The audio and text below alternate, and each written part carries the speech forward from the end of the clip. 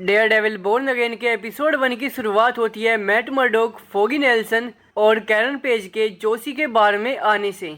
और ये लोग यहाँ अपने दोस्त चेरी, और ये एक NYPD डिटेक्टिव था, इसका रिटायरमेंट सेलिब्रेट करने आए हैं। मैट और कैरन यहाँ एक साथ बैठकर चिल कर रहे होते हैं और फोगी यहाँ क्रिस्टियन नाम के एक लॉयर से बात कर रहा था और देखने में लग रहा था कि ये दोनों एक दूसरे में इंटरेस्टेड है।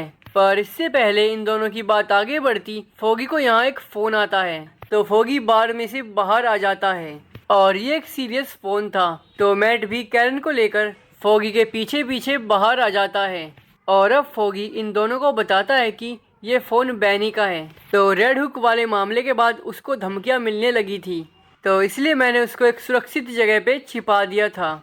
अब मैट कहता है कहाँ पे, और अब फोगी बताता है कि मेरे अपार्टमेंट में। और इसी बीच बैनी कहता है फोगी कोई तो अपार्टमेंट में घुस गया है। और अब अगले ही पल बैनी की नहीं नहीं कहने की आवाज़ आती है और फिर सन्नाटा। और अब फोगी मैट से माफ़ी मांगता है और मैट से कहता है कि मैट, मैंने तुमसे बस ये इसलिए छिपाया था ताकि तुम फिर से डेयर डेविल बनकर अपनी जान को खतरे में ना डालो।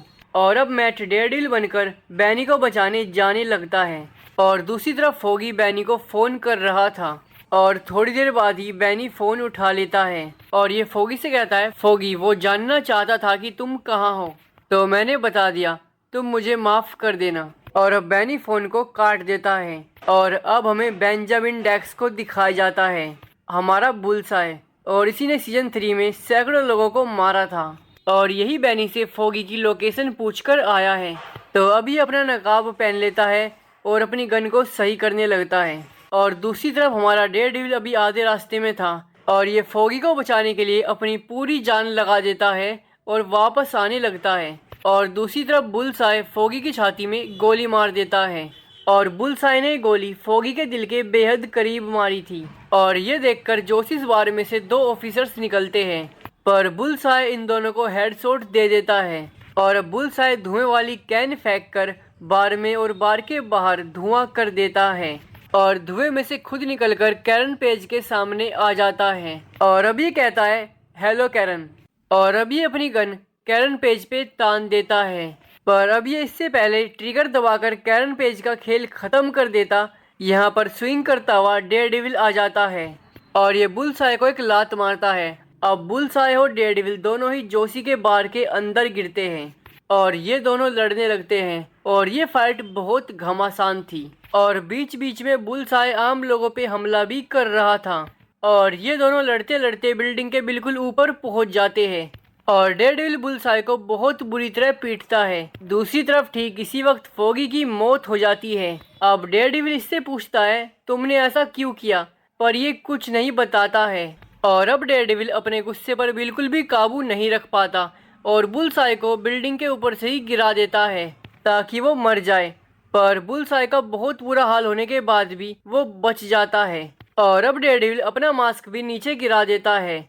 और बात करें कैरन पेज की, तो ये बेचारी 5-10 मिनट से फोगी को हौसला दे रही थी, पर अब फोगी की मौत होने के बाद ये बेचारी भी पूरी टूट गई है।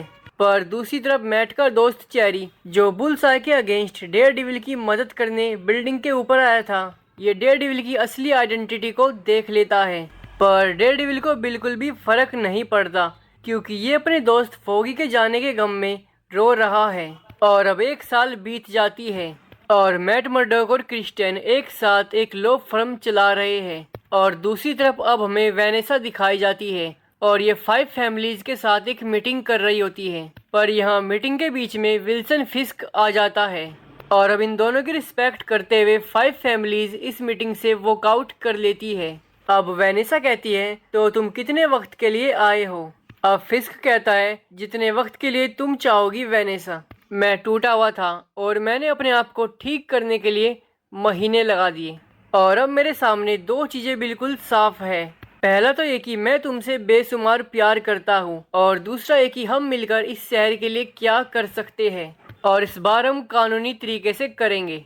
मेरे पास 25,000 सिग्नेचर्स हैं और मैं मेयर का चुनाव लड़ूंगा। और अब हमें कोर्ट दिखाया जाता है और आज बुल्सआई के ऊपर फैसला आएगा।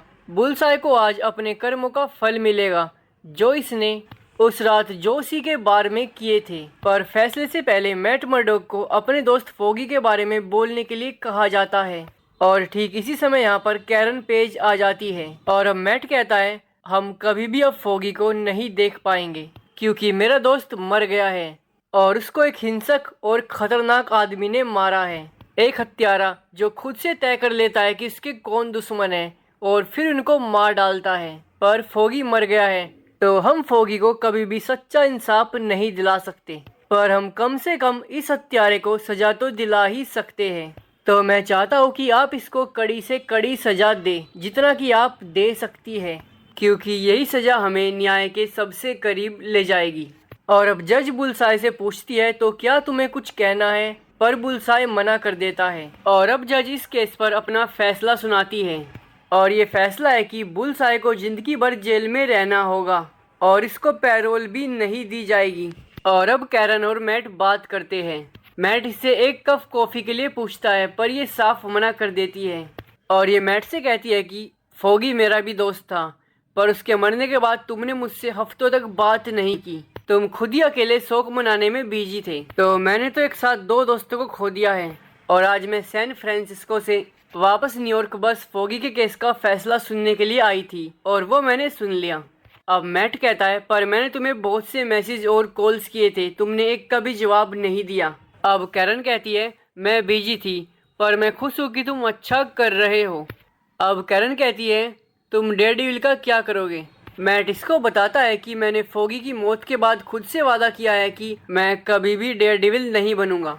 और अब कैरन इसको कुछ देती है और मैट से कहती है कि ये मुझे जोशी के बार से मिला था और यहाँ से चली जाती है। दूसरी तरफ फिस्क पब्लिकली ऐलान कर देता है कि वो न्यूयॉर्क का मेयर बनना चाहता है। फिस्क कहता है कि वो क्राइम रेट कम करके न्यूयॉर्क को नई ऊंचाइयों पे ले जाएगा और ये सुनकर मैट शॉक हो जाता है। पर दूसरी तरफ मैट की लो फर्म की पार्टनर क्रिस्टन मैट को एक मीटिंग बोलकर डेट पे भेज देती है और इस लड़की का नाम था डॉक्टर ग्लेन और क्रिस्टन ने इसको भी मीटिंग बताकर यहाँ डेट पर भेज दिया है। और जैसे ही इन दोनों को ये पता चलता है मैट एकदम से इस डेट को कैंसिल कर देता है। पर अब मैट को एहसास होता है कि वो बहुत रूडली बोल रहा है, तो अब मैट डॉक्टर ग्लेन से माफ़ी मांगता है और ये दोनों सोचते हैं कि जब हम यहाँ आ ही गए हैं तो क्यों ना डेट ही कर ले। और ये दोनों एक दूसरे से बातचीत करने लगते हैं और ये डेट कामयाब हो जाती है। और क्रिस्टियन से मुलाकात होने पे मैट इसको बताता है कि हमारी डेट अच्छी नहीं गई पर फिर भी तुम मुझे उसका नंबर दे सकती हो। और अब मैट फिस्क के रिलेटेड चेरी से बात करता है और चेरी मैट को बताता है कि फिस्क पूरी तैयारी से आया है और बहुत ज़्यादा पैसा चुनाव प्रचार में लगा रहा है, पर पैसे का सारा सोर्स वाइट है तो हम कुछ भी नहीं कर सकते हैं। और दिन पर दिन फिस्क की पॉपुलैरिटी बढ़ती ही जा रही थी और अब मैट फिस्क के पास जाके उससे मीटिंग के लिए पूछता है और फिस्क हाँ कह देता है। और अब मीटिंग में मैट कहता है कि तुमने काफ़ी वजन कम कर लिया है और तुम पहले से ज़्यादा हेल्दी हो गए हो। और ये सुनकर फिस्क कहता है नहीं, मुझे तुमसे कुश्ती नहीं करनी, वैसे क्या तुम्हारे बच्चे हैं। और अब मैट कहता है नहीं। और तुम्हारे? फिस्क कहता है नहीं, पर मैंने किसी का मार्गदर्शन करने की कोशिश की थी। अब मैट कहता है और उसने तुम्हारे चेहरे पे गोली मार दी थी। और अब फिस्क मैट से कहता है कि तो तुम मुझ पर नज़र रख रहे थे। मैट कहता है नहीं, मैं वकील हूँ तो जानकारी इकट्ठा करना ही मेरा काम है। अब फिस्क कहता है मेयर बनकर मैं इस शहर की सेवा करूँगा। अब मैट कहता है तो ये बात है। और ये सुनकर फिस्क कहता है लगता है कि तुम्हें अभी भी मुझ पर यकीन नहीं है। अब मैट कहता है तुमने मुझे सैकड़ों बार मारने की कोशिश की है तो तुम पर यकीन कैसे करूं। अब फिस्क कहता है तुमने भी। और ये सुनकर मैट कहता है नहीं नहीं, मैं तो बस तुम्हें गंभीर रूप से जख्मी या अधमरा करना चाहता था। और अब फिस्क कहता है पर तुम्हारे दूसरे रूप का क्या। अब मैट इसको बताता है कि अब वो नहीं है। अब फिस्क मैट से कहता है कि मैं तुम्हें बताना चाहता हूँ कि तुम्हारे दोस्त की मौत में मेरा हाथ नहीं है। और मैट फिस्क का समर्थन करता है। अब फिस्क मैट से पूछता है कि तो तुमने सड़कों पे उत्पाद मचाना क्यों छोड़ दिया। अब मैट फिस्क को बताता है कि मेरा दोस्त मर गया था और ऐसा होने के बाद मुझे लगा कि ये डैमेज, ये लाइन जो क्रॉस हुई, ये सब मेरे डेयरडेविल बनने की वजह से ही हुआ है। अब फिस्क कहता है मुझे बताया गया कि तुमने उस रात बुलसाई को जान से मारने की कोशिश की थी। और अब मैट साइलेंटली हाँ कहता है। और अब आगे फिस्क कहता है, हिंसक स्वभाव को स्वीकार करना आसान नहीं होता और जो इसकी ताकत हम पर है मैं इससे नफरत करता हूँ। अब मैट कहता है, मुझे सिखाया गया था कि लोग बदल सकते हैं, तो अगर तुम एक अच्छे आदमी बन गए हो तो फिर तो सब बढ़िया है, वरना मुझे लोगों को सबक सिखाना आता है। तो अगर तुम कुछ भी गलत करोगे तो तुम मुझे वहाँ पाओगे। अब फिस्क कहता है, मैं इस शहर का मेयर बनूंगा और जब मैं बनूंगा तब मैं लोगों को उल्टे सीधे कपड़े पहनकर उत्पाद मचाने नहीं दूंगा। मेरे मेयर बनते ही शहर में कानून का राज होगा और अगर तुम मेरे राज में अपना पहले वाला काम वापस से करोगे तो तुम्हें उसका भयानक परिणाम भुगतना पड़ेगा। और अब मैट कहता है, हम दोनों एक दूसरे को असली में समझते हैं। और अब इनकी मीटिंग खत्म हो जाती है और अब वोटिंग वाले दिन ठीक ठाक वोटिंग होती है। और अब मैट डॉक्टर ग्लेन के साथ अपनी दूसरी डेट करता है और डेट खत्म होने के बाद ये दोनों टहलने लगते हैं। और ठीक इसी वक्त पे न्यूयॉर्क शहर के मेयर चुनाव का रिजल्ट आ जाता है और 53% वोटों के साथ विल्सन फिस्क न्यूयॉर्क का अगला मेयर बन गया है। और ये सुनते ही मैट मर्डोक शॉक हो जाता है। और अब मैट डॉक्टर ग्लेन से कहता है कि फिस्क न्यूयॉर्क को बचाने की एक्टिंग कर रहा है पर असली में वो एक मॉन्स्टर है। और अब मैट डॉक्टर ग्लेन को उनके अपार्टमेंट तक ड्रॉप करता है और यहाँ ये दोनों एक दूसरे को किस करते हैं। और फिस्क के मेयर बनते ही न्यूयॉर्क के लोग जश्न मनाने लगते हैं। और अब हमें एक बिल्डिंग के ऊपर फिस्क को खड़ा हुआ दिखाया जाता है। और डेयरडेविल बोर्न अगेन का एपिसोड 1 यहीं पे ख़त्म हो जाता है।